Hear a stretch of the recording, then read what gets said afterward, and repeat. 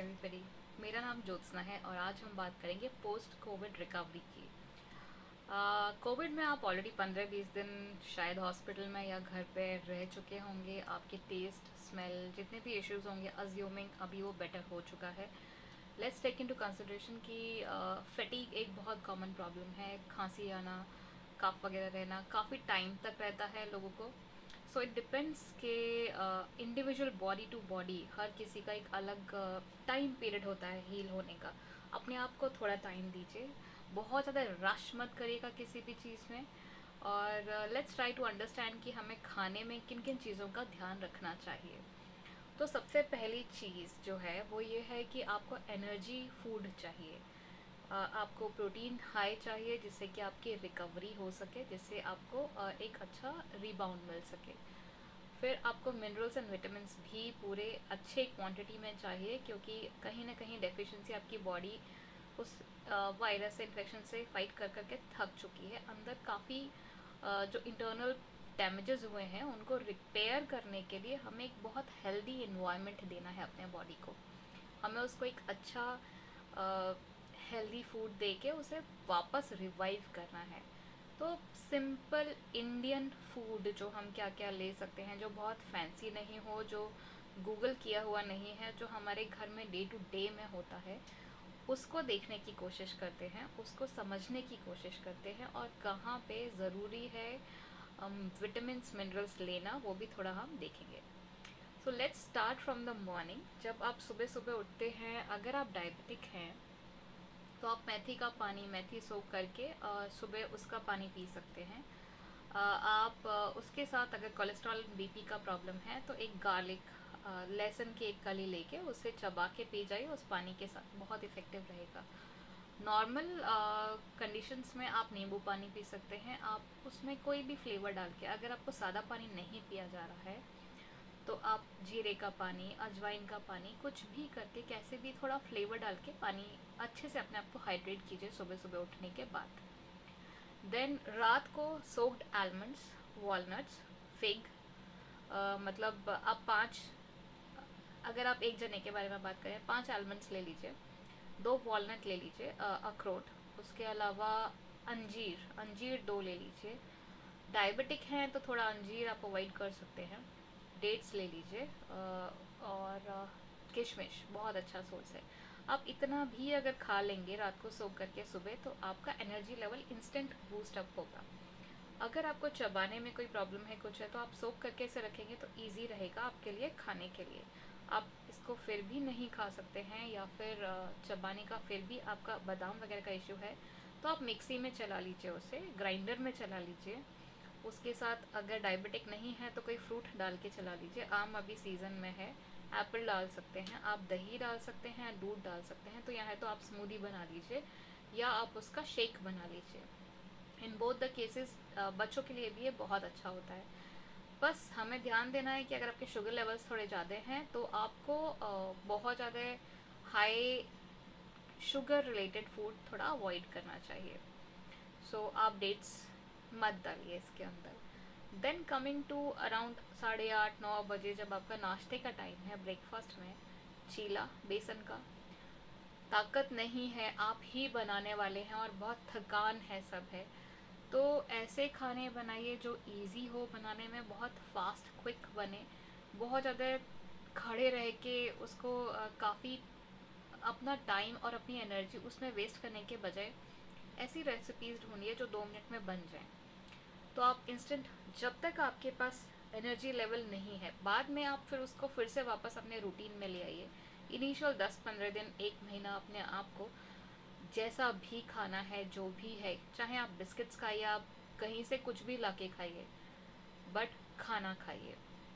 अगर आपके पास थोड़ा बहुत एनर्जी है खड़े होने का, या आपके घर में कोई और बनाने वाला है, इन दैट केस उपमा, पोहा, डोसा, आप रागी का बना सकते हैं। रागी डोसा बहुत हेल्दी होता है। फिर बेसन के चीले, लौकी का ठेपला, किसी भी चीज़ का कोई भी चीज़ स्टफ़ करके, सत्तू का पराठा, हो सके तो बटर रोटी, तो मतलब थोड़ा तेल वगैरह कम लगाइए तो वो हेल्दी है। फिर इन सब चीज़ों को आप खा सकते हैं। अगर आपको चबाने में प्रॉब्लम है तो उपमा इज़ वेरी इजी, बहुत इजी टू डाइजेस्ट है। दलिया आपके लिए बहुत अच्छा है, सारी सब्जियां डाल के बना लीजिए, या उसको दूध का दलिया ले लीजिए। उसमें आप बच्चों के लिए ड्राई फ्रूट्स डाल सकते हैं, उसको थोड़ा आप सिनेमन वगैरह डाल के उसको थोड़ा एक प्रेजेंटेबल स्टेट में ला सकते हैं। अगर आपको खाने का बिल्कुल मन नहीं है तो अपनी प्लेट्स अच्छी रखिए, अच्छा म्यूज़िक चलाइए, वहाँ पर थोड़ा एक हैप्पी इन्वायरमेंट करने का कोशिश करिए, बिकॉज एनर्जी आपको खाने से ही मिलेगी। तो किसी भी तरह से अपने माइंड को सेट करिए उसमें कि आपको ये खाना है। देन अगर आप टोटली कहीं आइसोलेटेड हैं तो आप जूम करके, आप व्हाट्सएप कॉल करके किसी एक रिलेटिव के साथ बात करते हुए, किसी फ्रेंड के साथ बात करते हुए तब भी खा सकते हैं। अच्छा, कभी कभी होता है कि हमारा मन नहीं करता, लेकिन अच्छी कटलरी हमने ली, उसको प्रॉपर थोड़ा बहुत अपने आसपास धनिया वनिया डाल दिया, थोड़ा आपके कलर आपने ऐड करे तो देखने में प्रेजेंटेबल अच्छा होता है। फिर उसके बाद उसके साथ आप नींबू पानी, बटर मिल्क, कोकोनट वाटर कुछ भी ले सकते हैं। आप उस समय नहीं ले रहे तो 11 साढ़े 11 बजे उसको लीजिए, क्योंकि आपके लिए हाइड्रेशन बहुत ज़रूरी है। तो उस टाइम पे आप कैसा भी फ्लेवर करके पानी पीजिए, but have some good amount of water. Electrolytes balance करने के लिए कोकोनट वाटर बहुत अच्छा होता है। बॉडी को सूद करने के लिए, ठंडक देने के लिए मिंट वाटर बहुत अच्छा है। विटामिन सी का आपका जो रिक्वायरमेंट है उसे पूरा करने के लिए नींबू पानी बहुत अच्छा है। इनमें से कुछ भी लीजिए, प्लस साथ में आपको भूख लग रही तो थोड़े मखाने वगैरह खा लीजिए। वेट गेन का अगले कुछ टाइम तक ध्यान मत दीजिए। बॉडी को जितना न्यूट्रिशियस रखेंगे उतना अच्छा रहेगा। Then coming to the point, दोपहर में 1:30-2 बजे, so again easy to cook, easy to digest, जो बहुत आसानी से बन जाए, खा सकें। बहुत स्पाइसेस नहीं डालिए, बहुत मसाले मत डालिए, बट कुछ चीज़ें जैसे बे लीफ है, काली मिर्च है, लौंग, इलायची, अजवाइन, जीरा, इन सब चीज़ों को अपने छौंके में और उसमें रखिए तड़के में। वो आपको डाइजेशन में हेल्प करेगा, वो आपको एक्स्ट्रा न्यूट्रिशन देगा। जीरा बहुत अच्छा सोर्स होता है आयरन का। कास्ट आयरन के यूटेंसिल्स में, जैसे कढ़ाई है, तवा है, कास्ट आयरन का रखिए, आयरन का, तो आपको आयरन का डेफिशिएंसी नहीं होगा। आयरन उससे भी आपको थोड़ा मिलता है। फिर कमिंग टू द पॉइंट, दाल चावल खिचड़ी कुछ भी खा सकते हैं। अगर आप थोड़ा चबाने के कंडीशन में हैं, थोड़ा है, तो छोले, काबुली चने, काले चने, राजमा, लोबिया, इनमें से कुछ भी रखिए, बट इनको पूरे दिन में एक बार ज़रूर रखिए अपने खाने में, क्योंकि ये बहुत अच्छे प्रोटीन के सोर्स हैं। फाइबर और चीज़ें भी आती हैं, बट प्रोटीन बहुत अच्छा मिलता है। अगर आप नॉन वेजिटेरियन हैं तो एग्स खा सकते हैं। ब्रेकफास्ट में बॉइल्ड एग ले लीजिए, दोपहर में एग करी, ऑमलेट ले लीजिए, सैंडविचेस बना लीजिए। किसी भी तरह से अच्छा प्रोटीन का सोर्स खाइए, हर मील में होना चाहिए। को सप्लीमेंट्स की तरफ ज़्यादा मत जाइए। जैसे आप, एक बहुत अच्छा नेचुरल सोर्स है प्रोटीन का सत्तू। सत्तू एक ट्रेडिशनल इंडियन फूड है और बहुत इजी है उसको डाइजेस्ट करना भी, compare to the package processed protein powder so called, जिसमें शुगर लेवल भी काफ़ी हाई होता है। और सत्तू को आप मीठा भी बना सकते हैं, आप उसको नमकीन भी बना सकते हैं, आप एक इंस्टेंट ड्रिंक की तरह पी सकते हैं, आप पराठे बना सकते हैं, कचौड़ी बना सकते हैं। उनको बहुत सारे तरीके से आप अपने डेली रूटीन में ला सकते हैं। 100 ग्राम के अंदर around 20 to 22 grams of protein होता है। इट इज़ वेरी गुड, और स्पेशली समर्स में एक बहुत अच्छा कूलेंट होता है। तो जो हीट स्ट्रोक वगैरह की हम बात करते हैं, उस समय सत्तू का शरबत या सत्तू का ड्रिंक काफ़ी हेल्दी होता है। Then coming to evening around 5-5:30 और समथिंग, आप बहुत अच्छे हर्बल इन्फ्यूजन्स आते हैं। चाय और कॉफ़ी थोड़ा अवॉइड करिए, कैफ़ीन बहुत हेल्दी नहीं होता है। तो इन्फ्यूजन्स में क्या है, शुगर आपको एक्स्ट्रा ऐड नहीं करनी पड़ेगी, आपको एक अच्छा फ्लेवर मिलेगा।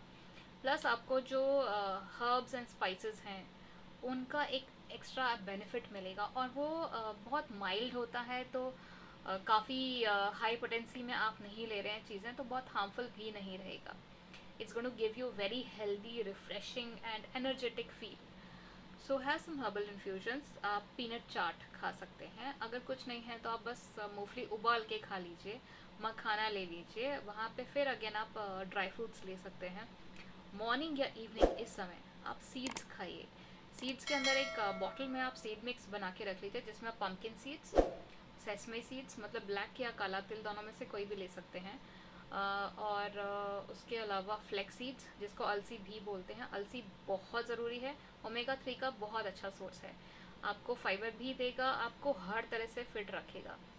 देन उसके अंदर सनफ्लावर सीड्स, ये 4 सीड्स आपने लिया, आपने उसके साथ ड्राई फ्रूट्स लिए सुबह, आपको कुछ और करने की ज़रूरत नहीं है। आपका एक बेसिक न्यूट्रिशनल जो वैल्यू होती है वो आपकी बॉडी को डेली मिल गई। फिर उसके बाद शाम को जितना हो सके इजी टू डाइजेस्ट खाना लीजिए। आप खिचड़ी बना सकते हैं, क्लियर सूप्स बना सकते हैं, कुछ नहीं है, सारी सब्जी डाल दी उसमें कुकर में, और उसमें एक सीटी लेके बस नींबू काला नमक डाल के आपने खा लिया। सेंधा नमक लीजिए, और बहुत ज़्यादा फ्राइड एंड तेल वाला खाना मत खाइए, बट थोड़ा बहुत घी खाना ज़रूरी है, थोड़ा बहुत ऑयल होना चाहिए, in the sense good fat होना चाहिए आपके खाने में, क्योंकि आप अगर विटामिन डी सप्लीमेंट ले रहे हैं, आपका D3 एब्जॉर्ब ही नहीं होगा अगर आपके फैट कंटेंट नहीं है। तो इस समय डाइटिंग का, इस समय बहुत फैट डाइट्स का, कीटो का, किसी चीज़ का ध्यान मत रखिए।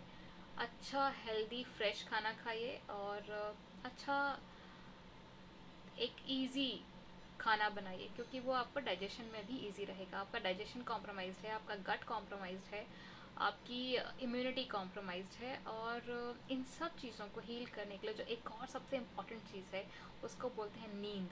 नींद आपकी 7 और 8 घंटे की अगर पूरी हो रही है, आपकी बॉडी को रिवाइव करने का टाइम मिल रहा है। तो ये भी कोविड में उसके बाद काफ़ी डिस्टर्ब हुआ है, और क्योंकि हमारे आसपास का इन्वायरमेंट इस समय ऐसा है कि आप पोस्ट कोविड हैं, आप कैसे भी हैं, आपके नींद के पैटर्न्स काफ़ी इस समय डिस्टर्ब चल रहे हैं। मैं खुद आई टेक निंद्रा, हमारा एक बहुत अच्छा इन्फ्यूजन है, लेकिन आप कोई भी चीज़ लीजिए नेचुरल लीजिए।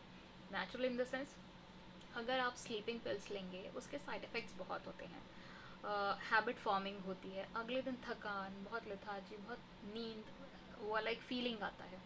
अगर आप इन्फ्यूजन्स ले रहे हैं, आप नेचुरल फॉर्म ऑफ कोई भी डी स्ट्रेसर ले रहे हैं जो आपको एक डीप स्लीप में हेल्प कर रहा है, तो हैबिट फॉर्मिंग नहीं रहेगा, आपको अगले दिन फ्रेश उठने में मदद मिलेगी, और आपकी हीलिंग बहुत अच्छी होगी।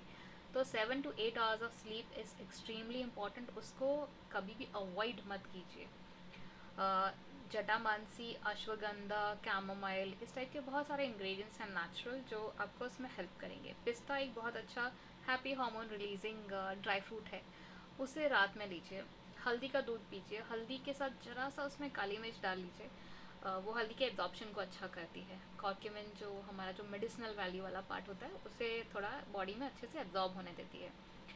सो दूध को लीजिए, बहुत ज़्यादा गाढ़े, बहुत ज़्यादा natural therapies please extreme level पे मत करिए। अल्सर होने के चांसेस, कॉन्स्टिपेशन, जब आपने सिनेमन लिया, दालचीनी बहुत ज़्यादा ली तो उसमें अल्सर होने के चांसेस बढ़ जाते हैं।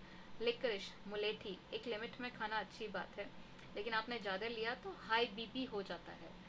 सो इसलिए हर चीज़ को एक बैलेंस में रखिए, बहुत ओवरलोड मत करिए अपने बॉडी को, it is not good for your body. And kidney patients, auto immune वाले, स्पेशली ऑटो इम्यून अगर आपको है, अगर आप स्टेरॉइड्स पर हैं, आप कॉर्टिकोस्टेरॉइड्स पर हैं, आप इम्यूनोसप्रेसेंट्स पर हैं, जैसे प्रेडनिसोन वगैरह है, तो आप थोड़ा अपने डॉक्टर से बात कीजिए, क्योंकि आपकी बॉडी को सप्रेस करने के लिए, आपकी इम्यूनिटी को सप्रेस करने के लिए वो ऑलरेडी ओवर एक्टिव है, तो आपको दवाई दी जा रही है उसके लिए। अब आपने उसमें काढ़ा ले लिया, आपने उसमें जिंक ले लिया, आपने उसमें अगर तुलसी के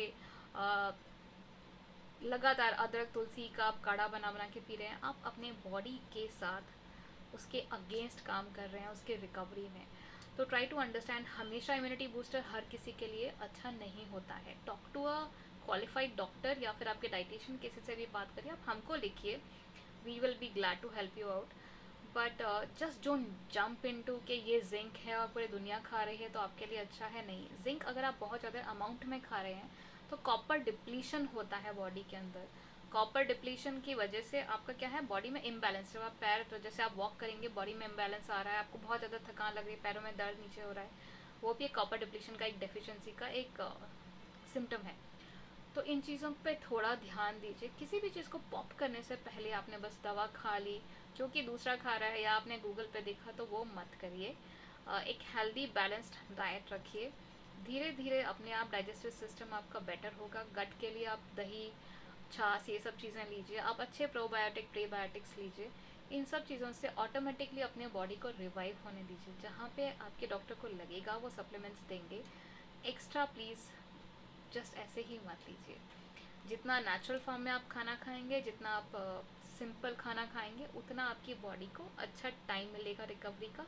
और जितना अच्छे से सोएंगे, हैप्पी और एक स्मूथ उसमें रहने की कोशिश करेंगे। मेडिटेशन करिए। अगर आप प्राणायाम कर रहे हैं, आप ईशा क्रिया कर रहे हैं, आप सुदर्शन क्रिया कर रहे हैं, आप कहीं भी मेडिटेशन में किसी चीज़ में इन्वॉल्व हैं, ग्रेट है। क्योंकि स्ट्रेस किसी भी चीज़ के लिए, बॉडी में किसी भी बीमारी के लिए स्ट्रेस एक बहुत ही हम उसका इम्पैक्ट नहीं समझ पाते हैं। ऑक्सीडेटिव स्ट्रेस आता है हमारे बॉडी में, हमारे शुगर लेवल्स बढ़ाता है, इन्फ्लेमेशन बढ़ाता है, फ्री रेडिकल्स को, इन द सेंस अगर कॉमन टर्म्स में बात करें, it is really not healthy. तो जितना हो सके डी स्ट्रेस्ड रहिए, जितना हो सके अच्छे इन्वायरमेंट में रहिए, अच्छा खाना खाइए। I hope you're going to be safe. I hope you're going to work on your body and your mind, and do take care of yourself. Do write to us if you have any queries. Thank you for watching.